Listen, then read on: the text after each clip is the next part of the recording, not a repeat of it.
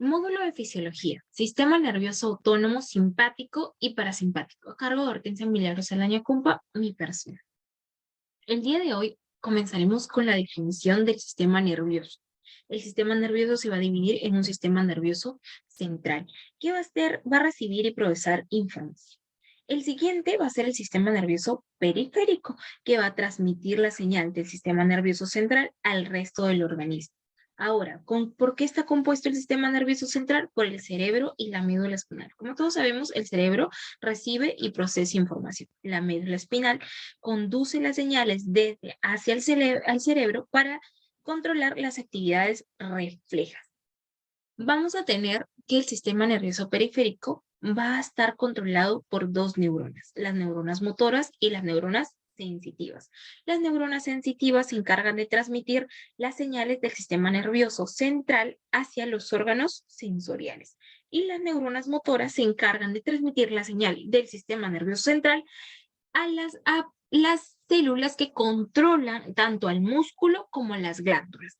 ¿Ya? Ahora, tenemos que estas neuronas motoras se van a dividir en dos, en el sistema nervioso autónomo y en el sistema nervioso somático. El sistema nervioso somático controla movimientos voluntarios. ¿De quién? Del músculo esquelético. En cambio, el sistema nervioso autónomo va a controlar respuestas involuntarias de los órganos, tanto como glándulas como del músculo liso. Se va a dividir en dos, en sistema nervioso simpático y sistema nervioso parasimpático. El sistema nervioso simpático va a preparar al organismo para actividades estresantes que demandan energía, lucha, huida, y el sistema nervioso parasimpático va a llevar el control de movimientos de relajación, se dirige a actividades de mantenimiento, ¿no? El sistema nervioso simpático va a tener receptores adrenérgicos y el parasimpático receptores colinérgicos. Más adelante hablaremos de ellos. Vamos a comenzar con los componentes del sistema nervioso autónomo. ¿Cuáles son el sistema simpático? ¿Cuál es la importancia de este? El sistema simpático va a estar controlado primero por las astas laterales de la médula espinal, desde la región torácica hasta la región lumbar. También por los ganglios prevertebrales. ¿Cuál son su tarea? Dilatar la pupila, inhibición de la salivación, relajación de los bronquios, aceleración del impulso cardíaco, inhibe la actividad digestiva, estimula la liberación de glucosa en el hígado, también estimula la secreción de adrenalina y norepinefrina por el riñón, va a relajar la vejiga y va a contraer el recto. Tengamos en cuenta que el sistema simpático va a ser un sistema de huida. ¿Ya? Entonces vamos a poner un ejemplo. Vamos a suponer que estamos caminando por la calle, nos van a asaltar, nos ponen una pistola en la cabeza, entonces nuestra aceleración se impulsa, tenemos un impulso cardíaco. ¿Ya? Se va a acelerar, vamos a dilatar nuestras pupilas y muchas veces nos vamos a asustar tanto que vamos a relajar la vejiga y nos vamos a orinar.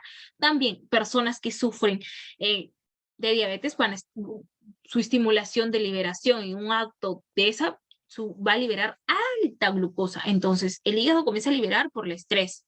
El simpático hace todas estas reacciones. Ahora conozcamos a su antagonista, que es el parasimpático. El parasimpático es uno de los sistemas más importantes. ¿Por qué? El sistema parasimpático va a estar controlado por los nervios craneales 3, 7, 9 y 10 y el segundo y tercer nervio espinal sacro. Yo les voy a contar que el segundo y el tercer nervio espinal sacro van a tener una función específica, que va a ser la contracción de la vejiga y la relajación del recto. Recuerden que el sistema simpático va a estar en reacciones relajadas, no reacciones, o sea, momentos de relajación donde estamos, ¿ya? Entonces, en esos momentos que están escuchando la clase, están relajados, tranquilos, está su sistema parasimpático. ¿Qué pasa aquí? Se contrae la pupila, se estimula la salivación, se reduce el latido cardíaco, se contrae los bronquios, se estimula la actividad digestiva, por eso muchas veces cuando estamos en momentos de ocio nos da hambre, y también se estimula la vesícula biliar. Un ejemplo para el simpático es cuando estamos durmiendo, no estamos tan relajados, tan tranquilos, que comenzamos a salivar. Ese es un ejemplo claro. Ahora, siguiente. ¿Qué vamos a hablar aquí? Características. El sistema nervioso simpático va a tener características específicas. ¿Cuál? Preganglionares cortas. Fibras preganglionares cortas. Voy a tener también fibras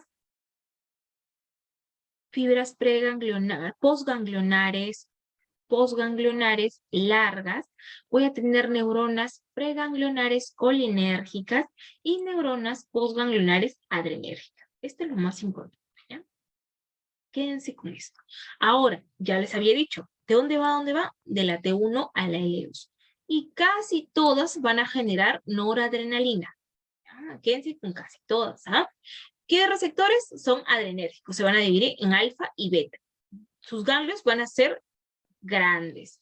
¿Qué hace el simpático? Está en vigilia, su reacción de lucha, huida. ¿Y el parasimpático qué características tiene? Tiene preganglionares largas, postganglionares cortas, neuronas preganglionares colinérgicas. Entonces yo voy a tener preganglionares colinérgicas, postganglionares colinérgicas. ¿Y cuál es la característica similar que tiene el simpático del parasimpático? Que sus neuronas preganglionares van a ser colinérgicas. Ahora, en el parasimpático, sigamos. ¿Qué nervios craneales tenemos? 3, 7, 9, 10. Y aquí todas las terminaciones finales se agregan acetilcolina. Tienen receptores colinérgicos. ¿Cuáles son? Muscarínicos y nicotínicos. ¿Cómo van a ser sus ganglios? Pequeños. El parasimpático está en el sueño, ¿no? Es el momento que dormimos, en las reacciones basales. Ahora vamos a hablar de los principales neurotransmisores del sistema nervioso autónomo. Los principales neurotransmisores del sistema nervioso autónomo van a ser la acetilcolina y la noradrenalina. ¿Ya? Vamos a hablar de la acetilcolina. La acetilcolina va a tener receptores colinérgicos. ¿Cuáles van a ser? Nicotínico y muscarínico. Recordamos que el nicotínico va a encontrarse en todos los órganos diana. El muscarínico también, excepto en el corazón. Pero el muscarínico va a tener una fila de muscarínicos. Va a tener 1, 2, 3 y 4. Son 4 tipos de receptores muscarínicos. Estos muscarínicos van a encontrarse en los órganos diana, excepto uno, el muscarínico 2, que se encarga del corazón. ¿Y cuál es? Descender la frecuencia, descender la fuerza de contracción cardíaca. Entonces aquí voy a tener un neurotransmisor colinérgico para descender para el corazón y descender su frecuencia cardíaca y su fuerza de contracción. Importante. Ahora, ¿cuáles las otras actividades que hace tanto el nicotínico como el muscarínico? Va a ser estimulación del músculo liso y segregación glandular. Ahora, la noradrenalina. La noradrenalina va a estar compuesto por un alfa y un beta. ¿Ya? Receptores alfa y beta. Que van a ser 1 y 2. ¿Ya? Estos receptores alfa y beta van a ser adrenérgicos, ¿ya? Y el neurotransmisor es la noradrenalina. ¿Dónde se van a encontrar? Todos los órganos diana, ¿ya? En todos los órganos, excepto el alfa-2. El alfa-2 solamente se va a encontrar en las terminaciones nerviosas. ¿Y cuál es su función? La liberación, la inhibición de la liberación de la noradrenalina. Ahora, el alfa-1, ¿qué hace? Se encuentra en todos, pero hace vasoconstricción y midriasis. El beta-1 se encuentra en el corazón y en el riñón. Es antagonista de acá, del muscarínico 2. ¿Ya? ¿Y qué hace? Este acelera, aumenta la frecuencia cardíaca, aumenta la fuerza de contracción y también se encuentra en el riñón. Entonces, ¿qué hace? Liberación de renina. El beta 2, ¿qué hace? Todos los órganos también se van a encontrar, pero aquí inhibición del músculo liso. Es el antagonista de los nicotínicos y muscarínicos. Ahora, la función de estos neurotransmisores. Nosotros ya conocemos cómo es el sistema nervioso simpático y cómo es el sistema nervioso parasimpático. ¿Por qué debemos conocerlo? Aquí está. Porque tenemos una neurona que se encuentra aquí. Miren nuestra neurona. Es una neurona preganglionar simpática. Es decir, que si es una neurona preganglionar va a ser colinérgica. Acetilcolina, ¿no? Acetilcolina. Va a segregar acetilcolina. Y tenemos una neurona postganglionar que va a segregar, que es adrenérgica, va a ser noradrenalina o norepinefrina. Ahora, ¿cuál es la característica? Mira, su fibra preganglionar va a ser corta y su fibra postganglionar va a ser larga. ¿Ya? Otra de las características que podemos visualizar aquí es que no todos se van a encontrar en las células dianas, ¿no? En los órganos dianas, es decir, corazón, hígado, páncreas. Ahora, hablemos de las neuronas preganglionares parasimpáticas. Primero, vamos a tener neuronas preganglionares que son colinérgicas, es decir, que segregan acetilcolina. Muy bien, ¿cómo van a ser sus fibras preganglionares? Mira, largas, y sus fibras postganglionares cortas, con células postganglionares colinérgicas, es decir, que tanto como la iniciación, como las pre, como las post, van a estar a cargo ¿de qué? De receptores de acetilcolina, colinérgicos. Porque dije casi todas en las simpáticas van a tener neuronas postganglionares adrenérgicas, por esta razón.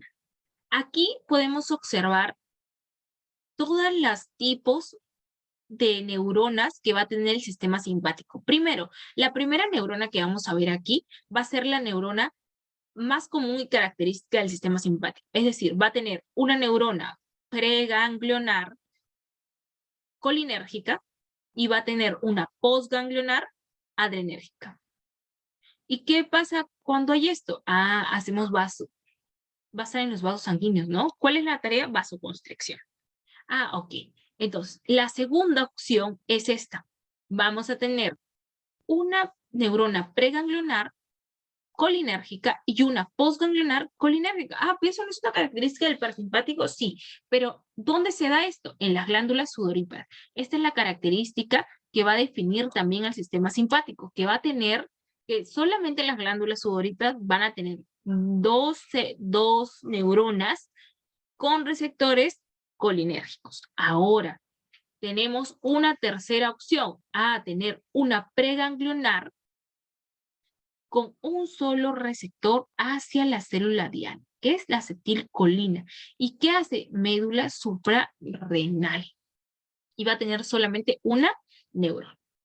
Ahora, estos son los tres tipos de impulsos o de función que va a tener el sistema simpático. Ahora, el parasimpático siempre, todas van a tener una preganglionar colinérgica y una postganglionar colinérgica. Son glándulas salivales, etc., ¿no? También van a aumentar la frecuencia, disminuyen la frecuencia, los simpáticos aumentan la frecuencia, ellos disminuyen la frecuencia, ellos también lo que hacen, el parasimpático es relajar los esfínteres, aumentar el peristaltismo en el estómago, ¿no? Entonces, por esa misma razón, el parasimpático siempre va a estar mediado por el neurotransmisor acetilcolina. Y el simpático va a tener dos neurotransmisores que van a estar de su lado, ya tanto la noradrenalina o norepinefrina como la acetilcolina. Ahora, vamos a hablar de los fármacos. ¿Por qué es importante hablar de esto? Ahora lo vamos a ver. Lo que pasa es que vamos a tener fármacos estimuladores e inhibidores según nuestros neurotransmisores. Y esto va a llevar a que nuestros neurotransmisores tengan diferente tipo de reacción.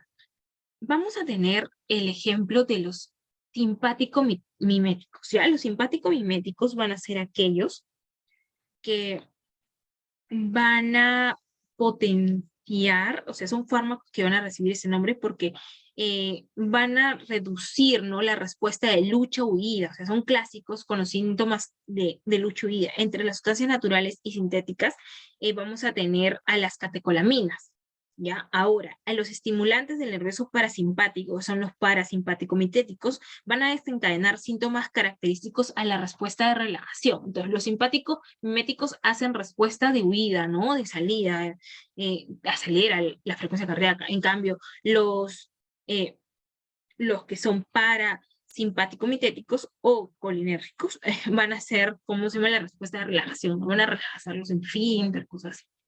Ahora vamos a hablar de los inhibidores. Los inhibidores van a estar los antiadrenérgicos, su acción es opuesta a los simpático-miméticos. El término simpático-colítico, otro nombre para estos fármacos, ¿ya?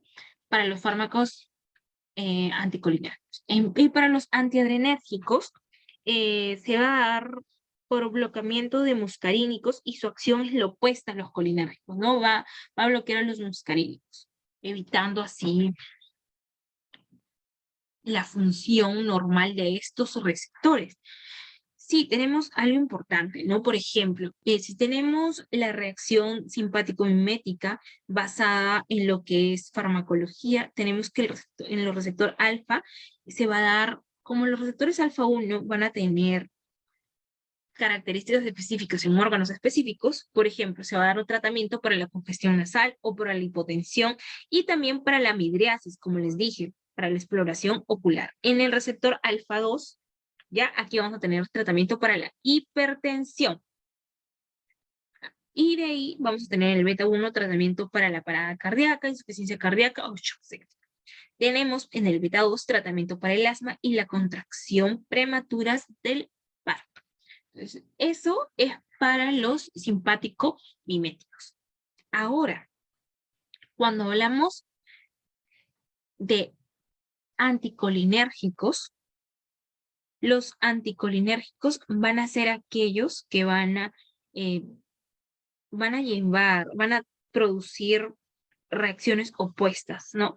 Entonces voy a usar estos anticolinérgicos para su tratamiento, un tratamiento terapéutico para trastornos digestivos, procedimientos oftálmicos, asma, alteraciones del ritmo cardíaco, ¿no? Como ya lo había mencionado.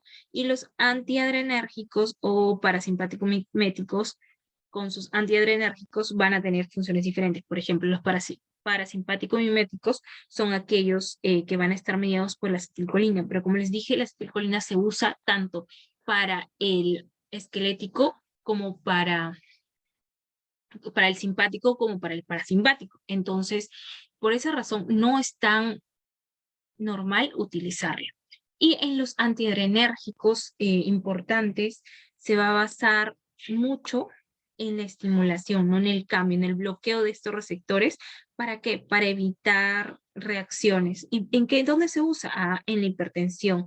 Se combina diferentes fármacos, también para la hipertrofia prostática benigna. Esa es la bibliografía. Gracias por su atención. Espero que les haya gustado.